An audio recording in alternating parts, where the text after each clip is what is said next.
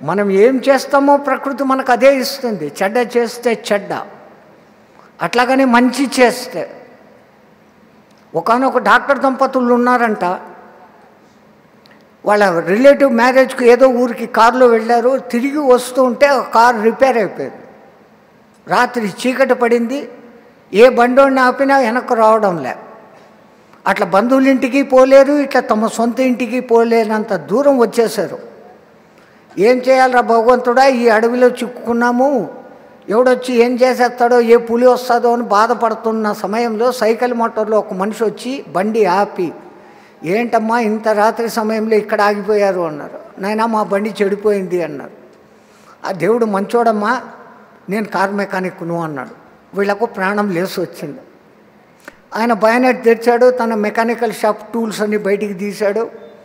గంట సేపు పోరాడి మొత్తానికి ఆ బండిని చాలు చేశాడు. నాన్న మమ్మల్ని కాపాడవరా బాబు, నీకెంత ఛార్జ్ కావాలంటే అంత డబ్బులు తీసుకో అన్నాడు. అంటే ఆయన అంటాడు, ఇదే మీరు కనుక నా మెకానికల్ గ్యారేజ్కి వచ్చి ఉంటే నేను చేసిన దానికి డబ్బులు తీసుకుంటున్నాను.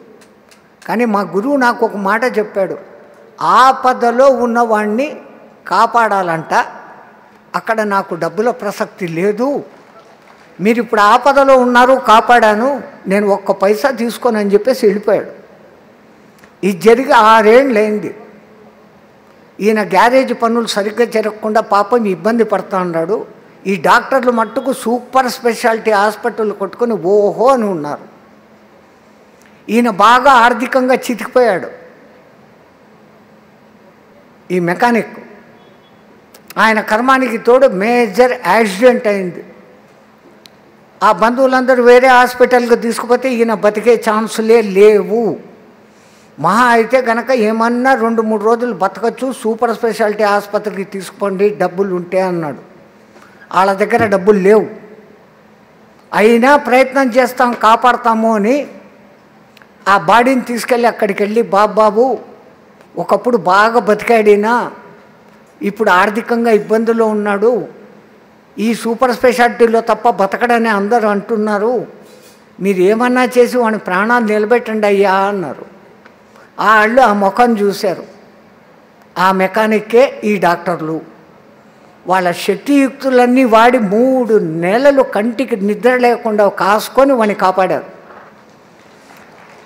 కాపాడిన తర్వాత ఆయనకు స్పృహ వచ్చింది, నన్ను కాపాడిన వాళ్లకు కృతజ్ఞతలు చెప్పుకోవాలా, డబ్బులైతే ఇవ్వలేను, నా దగ్గర కొంచెం ఒక ఇల్లు ఉంది, అది అమ్ముకొని ఆ డబ్బులు ఇస్తాను, ఎంత డబ్బులో చెప్పండి అన్నాడు.